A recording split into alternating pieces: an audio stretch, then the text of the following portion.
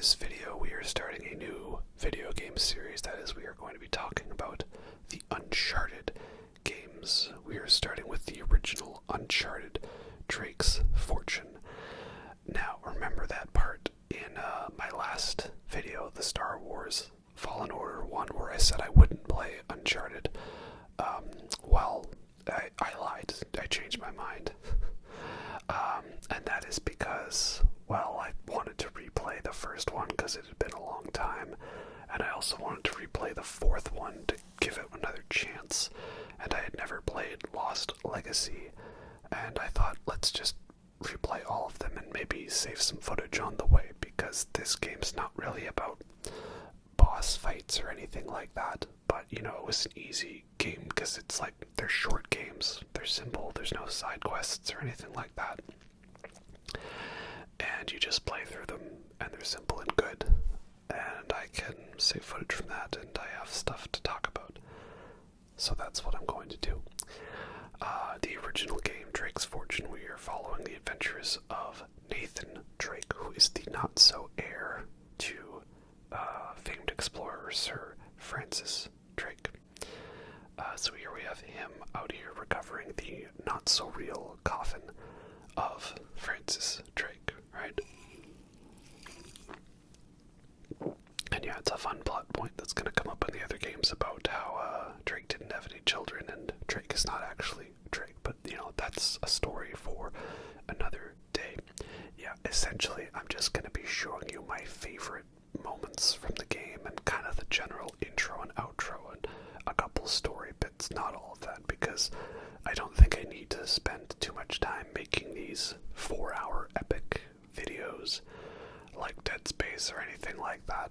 So we're going to keep it nice and simple, you know, maybe an hour or two, nothing longer than that, yeah. And, you know, me playing this intro makes me think, man, if this was in Uncharted 4, there would have been so much more added. I may sound like I'm being negative to Uncharted 4, and I'm not. It's a great game. I think it's my second favorite in the franchise, but I just didn't like the style they went for with that game. And it's a style that carried over into Last of Us Part 2, which I already talked about that in its own video.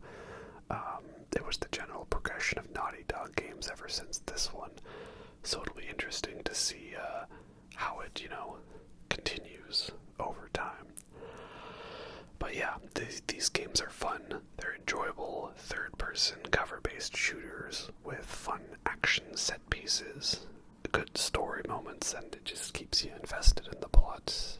And they move at a fast pace, so they are good. I like them. I mean, and now here we have our tutorial. It's simple. You cover and you aim at pointed things until they stop moving, right? Good shot past me. And I will say, you know, out of all the games, this is definitely the one that I don't want to say is like aged the worst, if that's the word, but it's definitely the one that I kind of realized replaying it. Oh yeah, there is a clear reason why Uncharted 2 was the better game. Uncharted 2 is my favorite in the franchise. That's not an unpopular opinion. I think most people, the answer is either 2 or 4 for favorite ones. Not many people would say that 3 is their favorite, or would, you know, they say Lost Legacy is their favorite, but Lost Legacy, I may have some very interesting things to say when we finally get to that one. Yeah, we'll see. But yeah, this is, it's interesting because I think Uncharted Drake's Fortune got a lot of praise when it came out, and I remember it was very special because it was at a time when, you know, PS3 was first coming into its own, 2007, right? The big new franchise starting from Naughty Dog, who had, of course, done Jak and Daxter on PS2 and Crash Bandicoot on PS1. That was their whole thing, was doing a trilogy of games on a console franchise, so we could expect them to do a trilogy with Uncharted on this one. And I remember playing the demo, and I was very blown away by how good the graphics were, right? You know, the graphics. I love the graphics. And I think it's also because because the game was so colorful. Like, the demo had you play as the bit where you crash from the plane and then go through the jungle for the first bit, and it was like, wow, the green looked so green, you know, and all those pristine 720p HD graphics. So yeah, the thing I realized playing this game was there's actually not much for amazing set pieces as I thought there was in this game. It is a lot of repetitive combat, but there's really good, interesting locations and stuff to keep it fresh. A couple of fun little puzzles here and there to break up the action a bit. And it's a short game, you know, which is nice. You can basically play this over a weekend, which is what I did back in the day.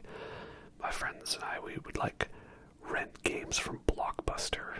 Back when that was a thing you could do. You rent Blockbuster games and you go and you stay up all night, do a sleepover, an all-nighter, and play the game all night, and then go to bed and wake up early the next day and then play the rest of it. It was always a fun time, right?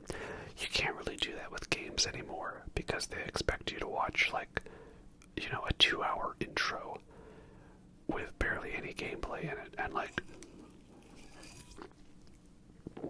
I know that's what Metal Gear Solid did, but Metal Gear Solid always found a way to keep me invested in the lengthy cutscenes and stuff. We always memed them and joked about them, but it wasn't just simply, you know, length for the sake of length, or at least it felt more epic than it was. I think I'm gonna have to replay the Metal Gear games based on the fact that there's a remake for 3 coming out, and I'm a little iffy on that. You know, that feels a little cash grabby, you know. Does Metal Gear Solid 3 need a remake? I think you just need to slap a good HD filter on it. But we're getting distracted again. We have, of course, our characters, Nathan Drake, you know, Joss Whedon, you know, arrogant, cocky bastard with his 90s hairdo, and Victor Sullivan, you know, lovable old guy and stuff, right? And Elena Fisher, quippy badass, who, of course, she'll get a lot more fun character development over the series as these 3 go on their escapades together. So yeah, overall, like, Uncharted 1 is good, but it is a little hard going back to that when, like, there's so much more that has happened since then. It's like if you grew up watching the Star Wars prequels and you're used to, like, the Darth Maul fight and the Clone Wars fights and all that, and then you go back and finally watch A New Hope, and, you know, the lightsaber duel is just a guy in a mask that can barely see and an old guy sort of, you know, gently poking some, you know, glowy sticks at each other, right? Not really the big spectacle you'd be used to, but it's still really good. I think the Obi-Wan Vader duel is one of my favorite lightsaber fights in the series. But again, you know, that's a story for another day. I still need to do my, you know, live action Star Wars reviews. That is, you know, me in front of the camera. But yeah, you might get more gameplay videos because those are easier for me to make because, you know, I can just, like, start and stop recording in the middle and you wouldn't have even noticed through the power of editing. And I don't have to be all looking good in front of the camera. I can just, you know, be in my pajamas with messy hair. Don't care. Yeah, but again, it's a fun intro to the game and things move quite quickly, right? Because that was the style back then. I don't know, is it weird to say I'm nostalgic for short games? Like, I know that's the thing now, is that, like, you know, people complain if a game's too short. But, for me, it's like, if the game is too long, I'm not motivated to start it. You know, maybe this is about, you know, growing up, having more responsibilities, less time to just simply sit and play games. But, like, if the game's too long, yeah, it just seems intimidating, like it's a big commitment, like, okay, I've signed up for this now, and I've got to really do this. But having short games, it's just nice, you can just jump in, like, play it over a night or two, over the course of a week. Yeah, and then the stories felt more tightly paced. Like, you know, it's you know, there's more to a game than just the story. There's also the gameplay, right? Many things like that. But if the game is story driven, you're gonna focus more on the story element to it because the game's calling more attention to it by nature of being a story-driven game. So therefore, things like plot holes or inconsistencies or stuff that makes you go, what, stand out more. And then also, it seems weird to complain about games having too much gameplay, but when you feel like it's just a slog, like you just want to get to the next story point, but you've got to suffer through that, like, then it just doesn't become investing, you know? Like Last of Us Part 2, which I think holds the record for longest game of all time, or at least it certainly felt that way. Which is funny, because I actually like the gameplay of Last of Us Part 2, because you can dodge, and you have a silenced pistol, and the bow and arrow is awesome. It's even better in that one. You've got like the little viewfinder thing on it. Yeah, Last of Us Part 2 was actually a pretty good game for me, apart from a few things like it being 10 hours too long. But again, I did that video already. Anyway, yeah, here's the pristine HD pretty graphics and the wet shirt physics, which were very impressive. And here we have one of my first, favorite moments from Uncharted 1, most people's favorite. It's the submarine, right? The German U-boat in the middle of the jungle. I don't know how this thing got here. That must have been one very impressive storm. And of course the first of the Nazis showing up here, right? Just in case you didn't realize that this franchise was inspired by Indiana Jones, of course, right? Which I've just recently rewatched all those movies, because there is the fifth one coming out. I don't know, I've heard kind of mixed things on it, but I'm probably going to see it anyways. Hopefully it's okay. I mean, I don't know, I finally rewatched Kingdom of the Crystal Skull, which I had not actually seen since I saw it in theaters, because I was never motivated to go back and watch it, and pretty much confirmed my feelings. There were a few things I thought were better, but for the most part, it's not that the movie was bad. Like, I don't think it's the worst movie ever made. It's just kind of I don't really care. It's just kind of meh. Oh well. So we'll see what Dial of Destiny is. Maybe it'll be so bad that everyone goes back and agrees that Crystal Skull was actually a good movie. Kind of like how there were so many people that hated the Star Wars sequels, and then they went back and talked about how the prequels were actually genius. I'm sure that's gonna happen, like everyone going back to certain movies, and perhaps I judged you a little unfairly, or treated you harshly, whatever the Thanos line is. But yeah, then we have climbing, of course, as part of it, the climbing segments, right, which they're definitely a little more frustrating in Drake's Fortune, because they throw in quicktime events at you like 3 or 4 times randomly, and it's just out of the blue. And then there's a lot of moments that happen in this game which I don't think they did anywhere else. So gorgeous view, very gorgeous. And that is that, like, you'll be climbing, and then the platform you just jump to falls, and if you don't jump right away, you just simply die. I don't think they really did that much in the sequels. They have stuff crumble, but it's always like in a cutscene where it's meant to happen. Not, quick, you're about to fall to your death. Oh, you didn't jump fast enough. Oh, well, sucks to be you. So yeah, that's a little frustrating, but also, you can't get too frustrated at these games when the checkpoints are very frequent, right? Like, and there's no death penalty in this game. It's not like Dark Souls where you lose all your currency or anything like that. And of course they put a sneaky little treasure right at the tip of the U-boat. The treasures is just like the hidden collectibles, right? And you get trophies for finding them, and it's it's a test. Can you find all the treasures? Nothing really special for doing it, but it's a fun little thing to keep an eye out for. Makes sense. And yeah, I think people really like this part because it's just a real cool visual segment. You get your first kind of taste of like the real great graphics. And it's your first hint that there's a lot more going on in the story than what you think, right? The weird Nazi U-boat, and scientists, and all that. And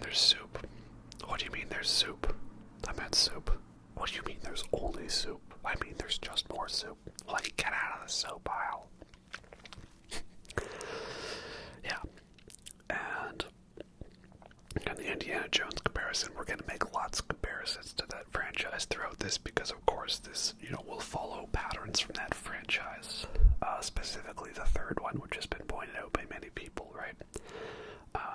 And yeah, the Nazis were behind it all, as of course they were always behind it all, and they're hiding out on their base on the moon, right? Or they're actually secretly working for Hillary Clinton now. I don't know, whatever Twitter tells me to think. And I like how we're getting our first couple hints and clues that maybe there's something supernatural going on. I like how the supernatural element was not outright and overt in the first game, and you kind of worked your way up to it, and there were hints that you realized going back, like, oh, of course, how did I miss that, right? So it's fun. The only annoying thing then was that it just meant that I was anticipating it for all the other games, of which it did come forth in 2 and 3. Surprisingly not in 4. 4 was kind of tame in that way. It was just, it's about pirates, I guess, and a pirate utopia, which is, I guess, a pretty cool setting. But we're getting ahead of ourselves. Also, I'm feeling like, I know I haven't been on a German U-boat, but I've seen Dust Boat, and this seems a little extra spacious compared to that movie, which I think was trying to be a little more accurate, so, oh well, that's just how it is, right? Yeah, most of my favorite moments are in Uncharted 2 and 3, and that's the thing with 3, is that it's a very weak story that's kind of all over the place, but it's so well paced and it has so many great moments in it that, like, I'll replay that one more than I'll replay 4 because it's less of a chore to get through, right? 4 for me has too much starting and stopping and oh my god, Nazi zombies. Yeah, a real good opportunity for a Nazi zombie thing here, like COD, but nope, no dice. Ripped to shreds, right? Bones are bent outward, like he exploded from the inside. Also, why is it every time they come up with a new Alien game lately, it's always in a genre I don't care about? There was some mobile game, I don't care about mobile games. And then now there's an RTS game, and I don't know, it looks like it's decently well made and stuff, and I remember having fun playing XCOM with a friend. But, the RTS top-down thing, it's not really my style, so I don't know. But, yes, of course, the Nazis were behind it all. They were looking for artifacts, because just like in Raiders of the Lost Ark, Hitler was obsessed with the occult. Though it is funny how, a lot of the elements in Raiders ended up mostly in Uncharted 3, like a bit where you ride a horse and you chase after a truck convoy. And, Sully's not there. What could it mean? Something bad, I'm sure. Anyway, moving on. Yeah. What else can we talk about now? Just trying to come up with prompts and things. Yeah, I don't know. What's my favorite moment from this game? I mean, I think it's the big reveal of the monsters and the zombies and the Spaniards and all that. That really stuck out for me on first viewing or first playing, because it was so unexpected, and even though the answers were all right there. And, yep, quippiness. It's funny that everyone's so quippy in this, because, again, it's fun and it's lighthearted, but, like, I don't know, it's the thing that everyone calls Marvel humor now, and I kind of get it. I kind of don't always agree with it. Like, I think I see what people are getting at, but, like, it's also been a thing for a very long time. Can I just blame it on Marvel? I don't know. And, yes, Gabriel, Roman Gabe Newell, and, some random guy in the background with a gun. Pay attention to him, though, because he's actually going to be the secret main asshole. Yeah, villains are never Uncharted's strong suit, and these guys aren't great, but they do fall into the good Indiana Jones style of villains, and that is there are two. you have like the smart brains behind the operation, and they're like the architect, the archaeologist person, the one who's all about the occult and the item and trying to get it to destroy the world or whatever, right? Working for the bad guys. Like Donovan in Last Crusade, and Belloc in Raiders of the Lost Ark. And then you have the muscle, right? The heavy guy. Guy who's got to get into a big fight with. And that's Navarro, right? Because we're not really going to get into a shootout with Gabe Newell over there. We're going to get into a shootout with this Navarro guy. Like how he fights the big muscle guy in front of the plane in Raiders. Or what is it? He fights muscle guy, Last Crusade. My mind's blanking on. Vogel fights him on the tank. Or the guy who's played by Pat Roach, the slave guy in Temple of Doom. And yeah, Sully's dead, but not really. He'll be the first of many Sully fake-out deaths. Oh well, at least they don't reveal it like, 5 minutes later, like Chewbacca in Rise of Skywalker, right? And here we go, more running. It's a classic Uncharted trope, right? Is we're caught, and then something happens, and then we run. Also, the melee combat in this game sucks. Because, you don't just mash square, you gotta like do square and then triangle, but time it properly. And it's odd, it's like some enemies, you need to do that too, others you don't, you can just mash square. I feel like the combat was at its best in, what was it? I don't know, Uncharted 2 and 3 did it decently. Because there's kind of a dodge feature in Uncharted 4. I don't really use it that much though, because you don't really get into much melee in Uncharted 4. You kind of just mash square a lot. And then it works. Right? Mash square, don't care. I like the sort of slow down timed dodges in 2 and 3. Those were nice.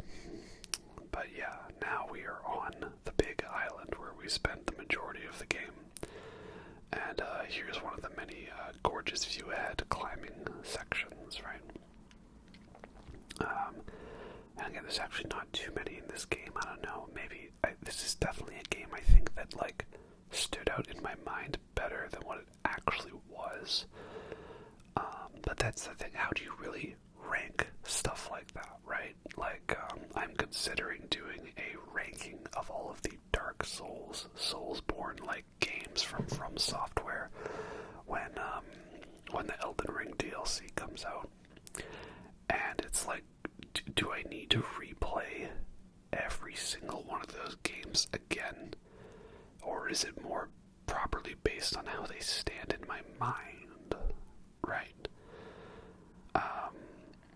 Or which one I've played most, what makes it the best, right? Because I could tell you my ranking off the top of my head right now, but is that actually accurate if I were to replay them? I don't know. Like, I know Dark Souls 2 is the only one I've actually never replayed again. I only played it the once for the video.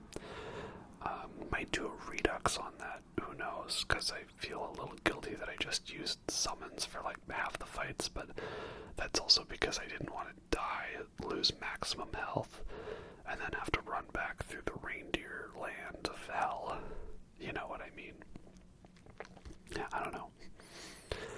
But yeah, these are the moments why the game stood out to me, because it was like so many gorgeous visuals and great color scheme, so many games around this time where it was all about, like dark colors and gritty, brown, gray, drab, right? Stuff was edgy, and we talk about 90s edge, but I feel like 2000s, specifically the early PS3, Xbox 360 era, had a lot of that, dark, gritty, angsty edginess to it. So this was a nice standout in terms of that, right? Which is, not to say that games like that can't be good. There's a lot of fun games like that, like Metal Gear Solid 4, Fallout 3, Dark Sector, I think, was an underrated one. A lot of good stuff. And of course, course, we get into the gunplay now, and the gunplay is fun. It's serviceable. It is annoying how enemies seem to spam grenades a lot, and there's a grenade throwback mechanic, but it's only in Uncharted 3, which kind of sucks. And now, is the other thing. Okay, so I played these games when they came out, like on PS3, and so what I'm playing now is the Nathan Drake collection, right? The remastered version for PS4. And so my question is, did they change the grenade throwback mechanic in Uncharted 3? Because I remember it just being you had to press triangle when you were near the grenade, and then, you'd throw it back. But, like, in this one, it's like you've got to time it, and if you do it too soon or too late, then you don't throw it back. That's not how I remember it. But again, I also remember Uncharted 1 being a little more memorable with great set-piece moments to it than what it actually was, so go figure. And over here, I'm going to show you how to find the strange relic, because there's a strange relic in all of the games, and it is a precursor egg, precursor orb from Jak and Daxter, which is a very fun game series, and that might be a fun one to do videos on. Maybe again similar, like only do my favorite moments, right? Not the entire game, because I want to make gameplay videos, but also, I don't want to do like a big long epic one where not many people are gonna watch it, right? I want to keep it a decent length, especially if it's an older game. Not everybody's, seeking out ASMR videos on like 16-year-old games like Drake's Fortune, right? And it's not like there's a new Uncharted game right around the corner for me to try to get some bonus points for the algorithm. And mainly I think people like talking about the bosses, and this game doesn't do bosses. But I was replaying these games because they were fun, and they were a quick play, and it's very easy for me to just simply hit record after I've hit a certain moment. It doesn't really take too much extra effort for me. And I'm familiar with them, so I know what I want to record and what I want to talk about. Yeah. Anyway, here we have a turret section, right? Because no 2000s game is complete without a turret section. But it's fun to feel like a badass sometimes, right? That's why they put those in, right? Always fun to get up on a turret and feel like you're Eric Bana in Black Hawk Down, right? That's good. And this is also just filler space for me, because again, I don't have too many memorable parts to talk about, because after this, there's that jet ski section, and it's not too bad. I don't hate it too much, at least the first part, when you have a rocket launcher, or a grenade launcher. But one thing I gotta talk about, man, does the tinnitus effect in this game absolutely suck. Again, I don't remember it being that bad, but like I already have tinnitus because I probably listen to too much death metal, and then whenever there's an explosion that goes off near you, it's like deafening, and I don't think that's just like my ears being my ears. I feel like it's that loud, and like, can we stop putting tinnitus sounds in video games? Like, if I think we all can understand that, like, oh, it's meant to be that the person is deafened by an explosion, right? That makes sense. But also, it doesn't, because if the explosions are deafening, why aren't, like, the gunshots and all that deafening? And, oh man, I might actually die here. That was, pretty close there. Also, I love the health system in the game. It was a very common thing around this time to have the whole regenerating health as indicated by effects on the screen. And so many games would do, like a blood splatter on the camera, or like Gears of War 4 doesn't have it like the gear symbol like appears on the screen. I don't really play Gears of War because that's an Xbox game. I don't have an Xbox. Call of Duty had like blood splatter and stuff. Dark Sector, the it got more distorted and grainy. But I like it in Uncharted. It's just a very simple thing. Oh, the color fades, right? Because it's a very colorful game. Lots of bright greens and jungles and stuff and pretty vistas and all that. And so the color fades and then it fades back in. Yeah, that's nice. Makes sense. And yeah, that's the end of the line for us. Many death-defying stunts in this. Hoping to see some great death-defying stunts in the new Mission Impossible. There's going to be a lot of movies I'm going to check out next month. I want to see the new Wes Anderson Asteroid City, but it's not playing anywhere near where I live, so that kind of sucks. As is most time, because it's an obscure movie, right? Wes Anderson is a director who, he's probably one of the best directors I don't love, because there's only 2 movies of his that I really love. One is Grand Budapest Hotel, of course. The other, while it might surprise you, it's not what you would think.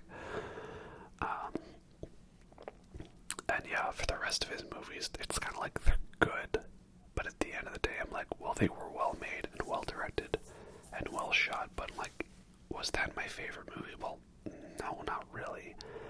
And I just find it hard to connect with characters in Wes Anderson movies because everything's usually done with like a static, monotone voice in a very hipsterish way.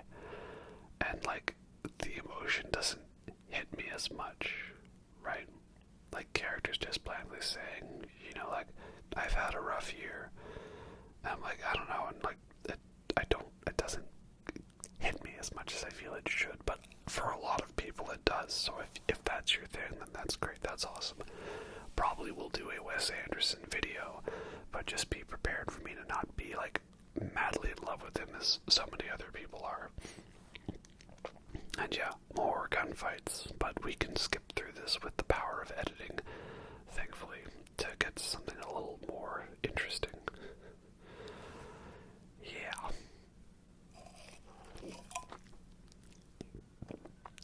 Yeah, gunfighting's simple in this game, but I hate how they switched R1 from reload to grenade in Uncharted 4. That messed with me. So here we have another one of my favorite areas. It's the MC Escher room, where there's all these staircases going to random places and stuff. Now here's the thing I'm kind of wondering is, okay, well, first of all, we have to follow the Roman numerals that guides the path. It's a pretty cool area. I like it.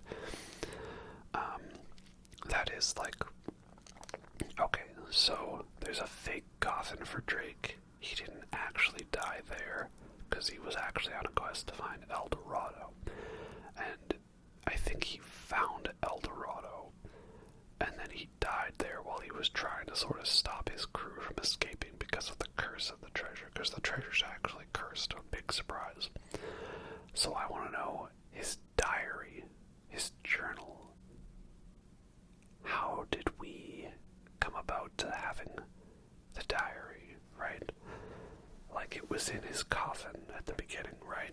Or am I remembering that wrong? But how did that get there from here? Because his whole thing was he was trying to stop anyone from leaving, and he died here.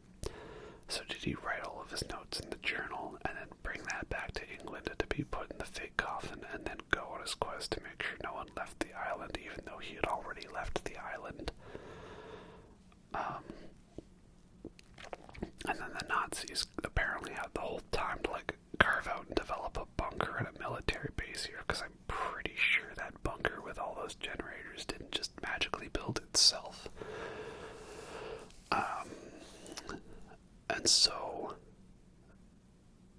then is that the one U-boat was the one that tried to escape and it got drifted off course, and it just so happened to end up at the island where El Dorado originally was, because that was one that was clearly, attacked by the zombie people.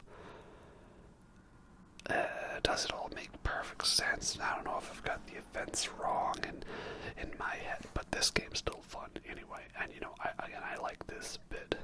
Very cool, fun visuals, and the insta-death stuff. While it is annoying and frustrating, it's not a total game breaker for me because you don't like lose that much progress if you die in this game. But yeah, I've skipped over many combat segments, of course, because they do kind of get a little repetitive. There's not much to them. We got a couple more hints that something's up with those traps.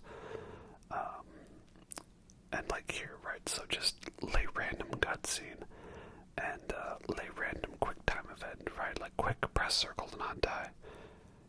And, you know, it's just stuff that catches you off guard, right? Like, I feel like the game has a bit of a kind of smug, sort of sadistic element to it, right? You know, like the game is almost like kind of getting off on the fact that it's killing you. With how much they do that, I don't know. Uncharted 2 and 3 don't do that, I think, nearly to the same extent, but it does happen a lot where ultimately the way forward is trial by death.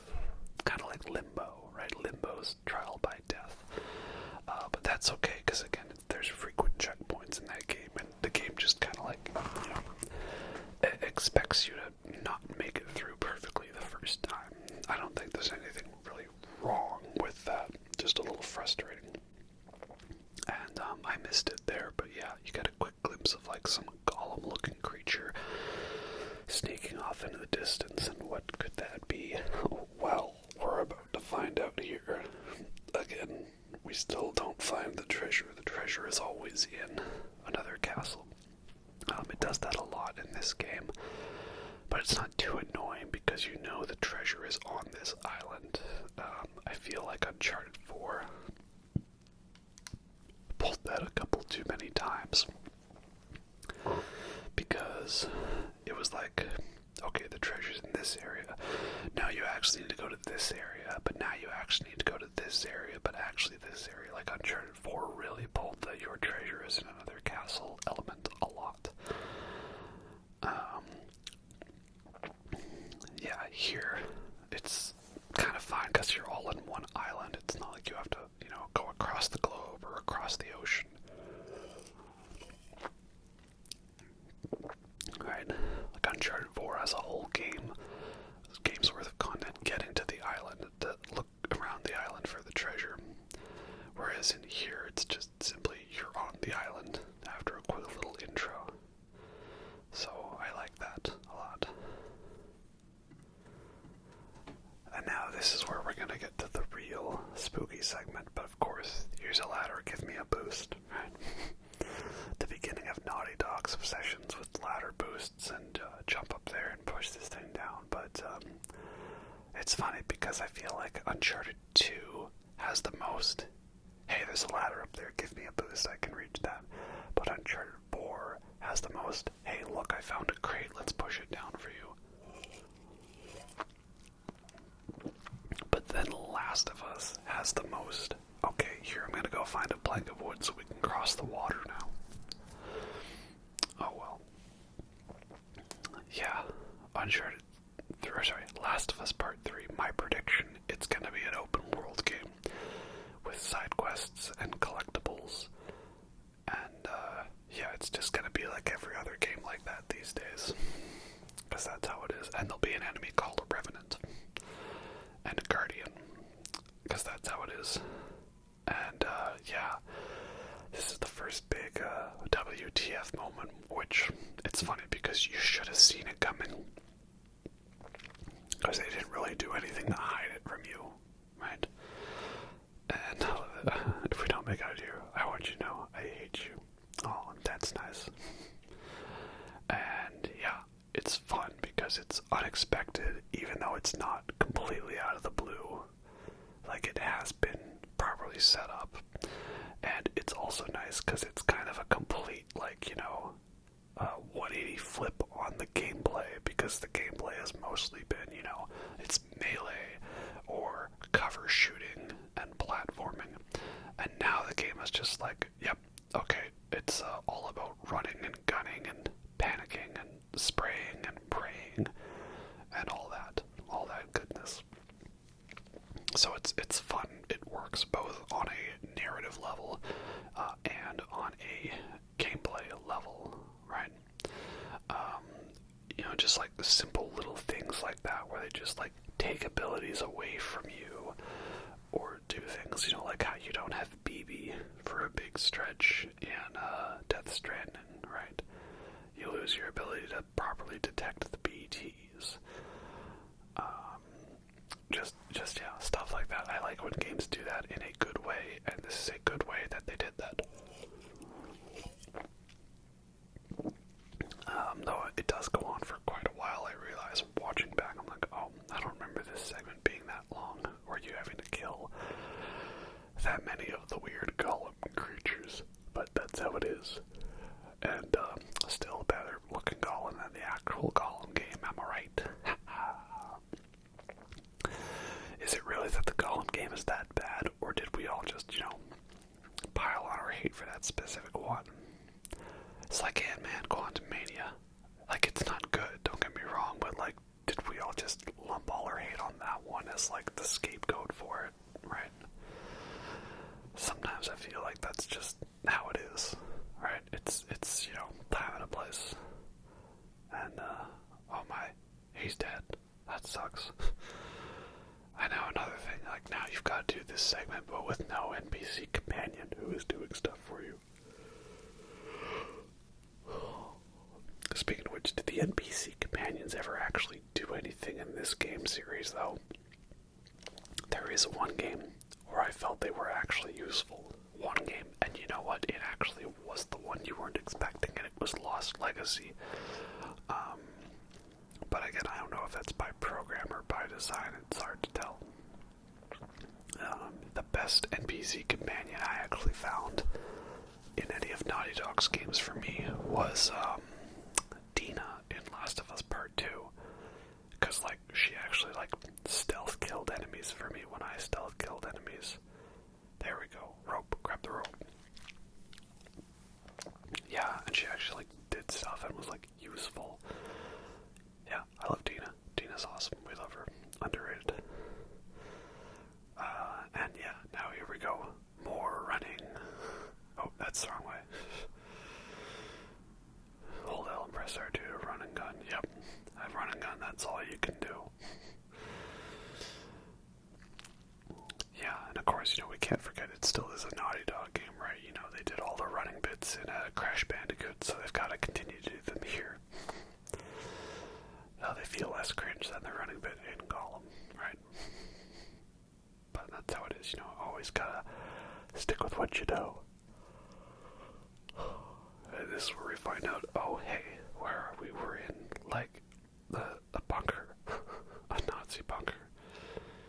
Because, yeah, somehow they made it to this island and they set all this up. Now, I'm no architectural expert, but, like, I always am amazed by, like, how these things are created. Like, like, do they dynamite them and stuff? Do they, like, have, like, guys chipping away with little pickaxes? Because this would have been in the 40s, right? Yeah, I don't know. It's always interesting. You always see all these cool architectural things in games and movies, and you never actually think, wait, who built that? How did that get there? Who put that there? Yep. It's in the cathedral, or it's in the church, right? And I don't think I show any footage of the church much, but that's a very nice area too. You're like jumping on top of the rafters, and there's like pretty visuals, a couple of nice stained glass bits. Yep. Power's off. Zombies out there. Fun call back to that in the second game. But yeah, I just love this area because, again, it's another unexpected thing. There was the tease about the Nazis earlier in the U-boat, and you just thought, oh, it was someplace they were exploring, whatever, cool. You don't actually realize they were here the whole time and they were part of this. But then it makes sense, right? It's the Nazis, they're behind everything. And of course, they brought back the Nazis for Uncharted 2. They didn't bring them back from Uncharted 3. They actually mixed it up how it was supposed to go in Indiana Jones, right? Supposed to be that in Indiana Jones you had Nazis in 1 and 3, but they did in 1 and 2 and not in 3, and that's it. Funny, I like how people complain that like Last Crusade was like too much of a retread of Raiders. It has the same setup and the same general idea, but like that's it. There's like so much more that happens in Last Crusade compared to Raiders. I was actually blown away. Like in Raiders, you have like a truck chase, and you have like a couple of shootouts here and there, and like a couple punch fights, and that's really it, right? But it's a well-done movie. Last Crusade, there's a fight on a boat, a chase with a boat, a chase with cars and a horse, and a train sequence. There's trains, boats, planes, automobiles, blimps, zeppelins, tanks, and he fights all the trials. And, you know, there's the bit with the rats, and it's a 2-hour movie. It's insane how much they packed into that movie. And in Last Crusade, there's a jungle chase that looks good half the time and looks not good the other half of the time. And Shia LaBeouf swings with the monkeys. Yeah, not good. Not good. So then we get to the generator, and of course it's spooky, and it's dark, and you know, gotta turn the power on, and of course triggering the power starts the autosave function that causes all the zombies to come and attack you. Yeah, it's a great segment. And it's, as I said before, I love how it, you know, flips the gameplay mechanic on its head in terms of the way you're supposed to play it. It's still shooting, still third-person shooter, but, you know, you were used to being able to sit still and hide behind cover, pop out, and take a couple of shots, maybe dodge the occasional grenade or two. That's all gone now. Now it's run for your life, fight for your life, and just spray and pray. And you get an MP40. That's cool. And it's like dark and spooky. There's lights flashing. There's pressure on you to achieve these things. Yeah. It's a great segment. I love it. Probably one of my favorite twists in a game, which is not much of a twist, you know. It's no Would You Kindly, or, you know, no Metal Gear Solid level of twists. But it's still pretty fun.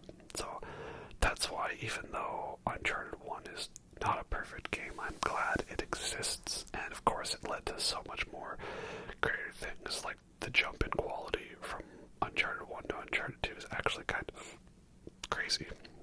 It's pretty insane. And this is coming from someone who actually still enjoys Uncharted 1. But I do see why it was the one I didn't replay much, because I only rented this one and then I bought 2 and 3. And I played through 2 and 3 a lot. Despite my issues with 3, it was still a fun replay, because it had so many great moments and it was well paced and enjoyable, right?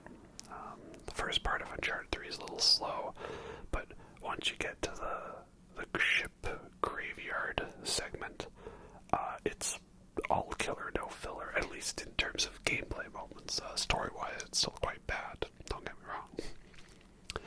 But quick escape from the planet of zombies.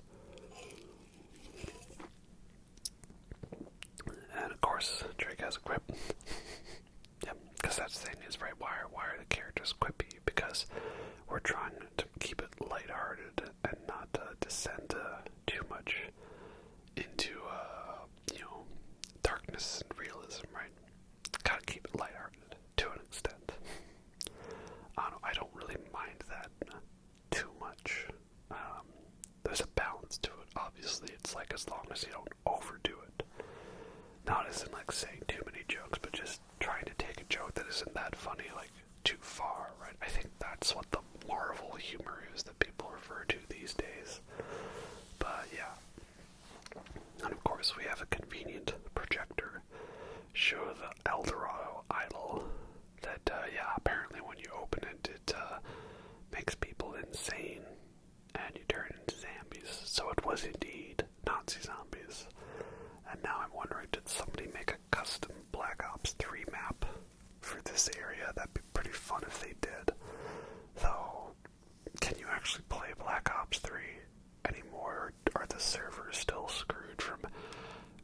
Activision not caring about that and still charging full price for nearly 10-year-old games. I don't know.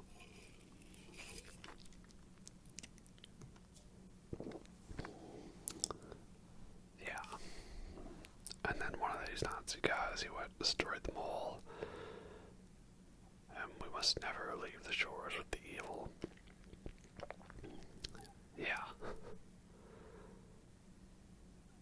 And Francis Drake, or no, that was what he said, not the Nazi guy, but yeah. The Nazis found out that that's what happened. That's how it is. And yeah, I like it. Fun twist. Very good, very investing. Very different from El Dorado. And yeah, I guess we can't just say, having the treasure and enjoying it, both is good. We have to condemn the treasure back to Xibalba. Surprised I went this long without making a Road to El Dorado reference. But yeah, great movie, by the way. Still holds up, because there's so many adult jokes, right? Very fun one. And yeah, we make our way through some catacombs, and it was actually here the entire time. But I wonder, is that because the Nazis moved it there? Or is that because it was here because Drake had it here? I don't know. Seems pretty cool of a place to have it. And I like, at least with this, that it's the treasure's not fully open to the sky. It's a thing we'll see in so many other Uncharted games. It's just a big city there, open, and if anyone had a helicopter, or one of them Harrier jump jets, they could just fly into it, and we wouldn't need all of this complex, magic key puzzles, wumbo jumbo, right? I love how this Mr. Gabe Newell is all like, oh, I planned for every contingency, and then he's staring at the thing, and his buddy just manages to convince him, hey, you should go open it. What is he, was he David from Alien Covenant? Hey, you should go stick your face in that egg. Trust me, it'll be a real big surprise. It's gonna be excellent. Am I right? And yeah, he falls for it. And then, I guess Navarro just kind of realized it from the zombies, they were cursed from the treasure. But yeah, I don't know. But yeah, clearly he knows what's going on. And you remember how this Navarro guy was kind of in the background for most of the time, and he didn't really do much. He kind of just held a gun and just, stood there. Well, now he's the main bad guy, I guess. Talia al Ghul. Oh, surprise. Okay, sure. Oh, well, I guess it makes sense. We weren't gonna get into a big shootout or a fist fight with this Gabe Newell guy. And, that's how it was in, Uncharted 3 as well, right? Marlowe gets killed off, and then, okay, Talbot's the main bad guy. Oh, Talbot. The guy who's not a genie. Just some dude who is also magic. At least in Uncharted 2, they had a good balance where, the main bad guy was also the final boss. And I guess they did that as well with Uncharted 4 and Lost Legacy. Surprisingly, those are the better games. What are the odds? But, yep. Spaniards never left. So, yep. More violence and more running. And now I have a shotgun. Oh. And I always do it where I just jump, straight along the path, and then I die. You're actually supposed to, walk slowly down the stairs and shoot them. Ooh, twofer. I don't do that here, right? I'm all about just sprint to the finish line, or as Drake would say about Sully, a man only interested in the climax. And, oh yeah, treasure, trophy. It does suck how the shotgun guys are always a one-hit kill when they get in close. Though I talked about how this game was was kind of bullshit, and some of the jumps killing you and the bits falling, like the game's just like, you died. I feel like Uncharted 3 had like the most bullshit when it came to combat. Because there's so many times where you just like are overwhelmed by like there's a sniper so you can't move, and then there's an armored guy who's gonna run up and armor you in the face, and a grenade guy on a balcony, and regular guys shooting at you, and like the only way to do it is to die multiple times and memorize which guy shows up first. I think. I don't know. But yeah, fun little bit here leading up to the boss fight, you know. Helicopter bit a la Mission Impossible Fallout. Getting more Mission Impossible stuff. Can't wait to see it in the next one. Though, it's only gonna be part 1, so my prediction for that is that, like, there's gonna be, like, some evil plan that the bad guy's gonna do, and then he's gonna, like, actually succeed in the end. And then that'll be, like, the cliffhanger for part 2, right? Because, you know, if the movie just ends and, like, well, we did it, we saved the day, that's it, like, that's not enough of a cliffhanger, right? There always needs to be some kind of a hook if it's a 2-part movie, right? Like how Harry Potter ended with Voldemort getting the Elder Wand, or about how, not that it was a 2-part movie, but how they just prematurely ended Desolation of Schmogue, so that Schmock was about to go lay waste to the village, right? And no one would want to watch Battle of the Five Armies if they had already killed the dragon. And yeah, so we got another combat section here, and basically, like, Navarro, he blind fires 2 shots, and if you're out of cover when he fires the 3rd, it's just an insta-kill. But strangely enough, his shots don't break your boxes here, but they'll do that later, and you can't shoot him ahead of time. And I also think it sucks that, like, the game throws you into this long distance cover bit with a shotgun, right? Like, that's not what it's meant for, right? And oh, no, gotta wait for it. Whew, that was close. And I do think it's kind of random how, like, you know, for some reason his shotgun is a 1-shot insta-kill, but also, like, you can't shoot him or harm him when he's firing at you. But then also his shotgun, like, breaks the boxes later on at the end. And there's no grenades here because, you know, you lost your weapons in a cutscene, so therefore you lost them all. Overall, yeah. It's fine. What do you know? I stand corrected. The box actually did break over time. I guess they wouldn't want to make it, you know, break right away. That would kind of suck. Oh, that was close.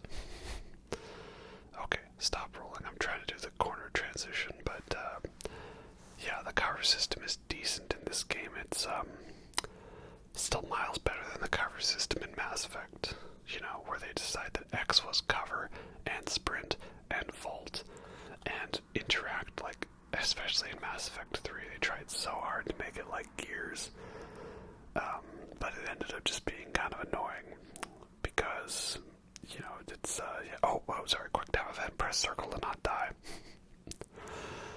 Yeah, then it just feels like too all over the place, right? Too many functions for one button, and not a good controller scheme that lays that out. I think Andromeda did it better, but, you know, I forget most of Andromeda, because that game was kind of meh. I still wish we'd gotten some DLC or a sequel for it, though. That would have been nice. And I also just don't like the guns as much in Uncharted 1. Though Uncharted 4, especially Lost Legacy as well, it's interesting because... Oh, that's my cover. That's bad. Yeah, okay. No. Can I get you now? Thank you. There we go. Okay, bye. Yeah, I feel like in Uncharted 4 they added so many guns that were kind of just a little similar. Like, there's... Like, in the other 3, there's like one, like, fully automatic rifle, and then, like, maybe another one that's kind of better. But feel in this one. Oh god, that's bad tinnitus. I don't like it.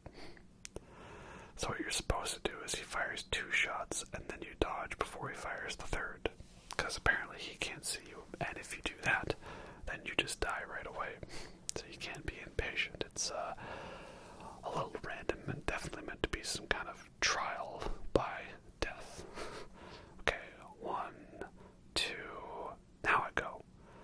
And he still shoots the box there rather than shooting me, I don't know. And now I go and I punch him. And then the game throws in one more quick time event for you. Not great, I guess. But, oh well. It's still better than some fights. Like, there's that fight with the one guy on the train at the end, the commando guy, and it's kind of like he's immune until you damage him enough, and then you have to do a melee attack on him. I don't know. It's odd. But yeah, that basically wraps up the gameplay for Uncharted, because the rest is a cutscene, which is kind of spoiled for you by the trophy popping up at this moment that you beat the game, even if it doesn't look like it's over.